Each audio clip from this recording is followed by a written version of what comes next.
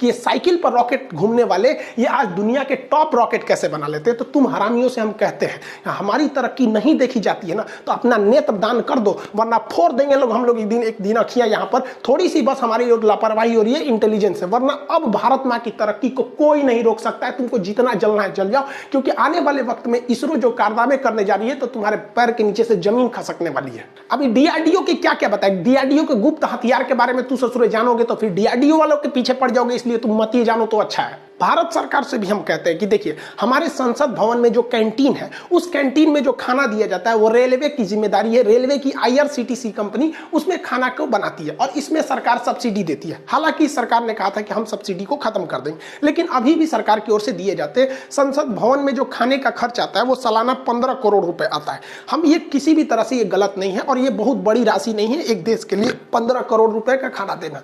ऐसा नहीं है कि ये 15 करोड़ केवल नेता वहां खा लेते हैं। देखिए 245 लोग राज्यसभा के, 545 लोग लोकसभा के, ये तो लगभग आपके हो जाते हैं आपके 800 के लोग लगभग ये लोग यहाँ पर। लेकिन जो अन्य कर्मचारी हैं, जो सचिव हैं, ये लोग मिला के ये लोग भी बहुत ज्यादा होते हैं, जिन्हें उसी रेट में खाना मिलता है, 1 रुपये का चाय वगैरह जो भी होता है वो अलग बात है। हमारा ये कहना है कि जो खाना आईआरसीटीसी हमारे सांसदों को खिलाती है, जो खाना हमारे राष्ट्रपति प्रधानमंत्री को ये आईआरसीटीसी के कैंटीन के थ्रू चला जाता है, 100% सिक्योर रहते है कि उस खाने में कहीं भी आर्सेनिक नहीं मिलाया जाएगा या पोलोनियम नहीं मिलाया जाएगा। तो भैया जब ये खाना दिल्ली में पहुंचाते थे तो ये खाना बेंगलोर में भी पहुंचा दो, इसका एक ब्रांच खोल दो बेंगलोर में, वहां भी दे देंगे। यहाँ लोग हैदराबाद में खोल दो, डीआरडीओ के ऑफिस में खोल दो। क्या ये लोग देश के लिए जरूरी नहीं है? यहाँ पर इन लोग को पोलोनियम, देखिए अभी तो हम लोग आर्सेनिक से मार रहे हैं, सब आर्सेनिक से ज्यादा खतरनाक पोलोनियम होता है। ये तो सोचो बहुत बड़े वीआईपी लोगों को मार दिया गया। इजराइल और फिलिस्तीन विवाद को सॉल्व करने में सबसे महत्वपूर्ण भूमिका यासिर अराफात मतलब निभा रहे थे, लेकिन इन्हें पोलोनियम देके मार दिया गया। और सबसे खराबी क्या है कि ये दोनों इतने टॉक्सिक, इतने खतरनाक होते हैं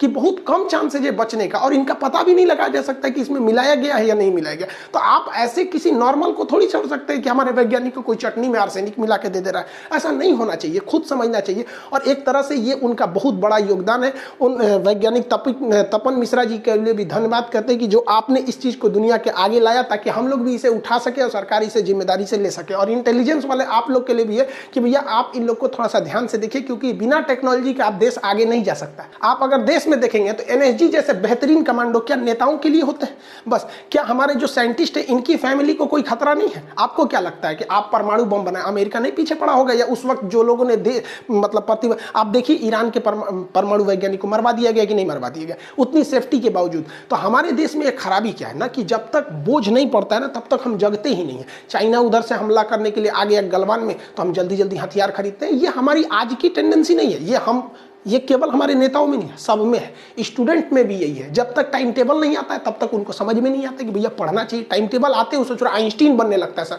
टाइम टेबल बनाएगा, सुबह 4 बजे उठेंगे, 4 से 6 ये पढ़ेंगे, 6 से 3 ये पढ़ेंगे। ऐसा टाइम टेबल बनाएगा जैसे लगता है मिलिट्री का रूल है, कहीं हमला करने जा रहा है, 2 दिन से ज्यादा फॉलो नहीं करें।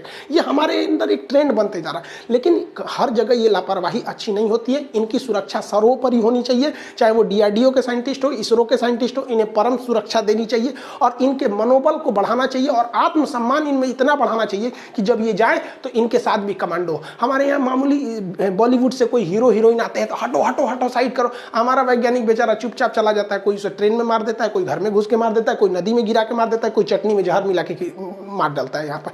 तो क्या हमारे सेलिब्रिटी से भी नीचे हो गए ये लोग? इन लोग को इतना सम्मान देना चाहिए कि कम से कम जो भारतीय वैज्ञानिक विदेश में चले गए, और उन हरामियों को भी कहते हैं कि जो अमेरिका से आके, और ये तपन साहब को कह रहे थे कि तुम भारत में मिल जाओ, अरे यार तुम हिंदुस्तान में थे कि पड़ोसी की औलाद थे? यहाँ पर हम हिंदुस्तानी लोग बचपन में इस मिट्टी को इतना खाए हैं भारत माँ की इस मिट्टी को, कि ये मिट्टी हमारे ब्लड होते हुए डीएनए में घुस चुकी है। इस भारत माँ से इतना प्रेम है कि साला कोई खरीद ही नहीं सकता है हिंदुस्तान से। तुम लोग कौन किस दुनिया का था रे तुम लोग की जो भारत से आके दगाबाजी कर दिया? किस आंख से तुम आंख मिलाएगा भगवान से कि तू अपने मातृभूमि से गद्दारी कर दिया?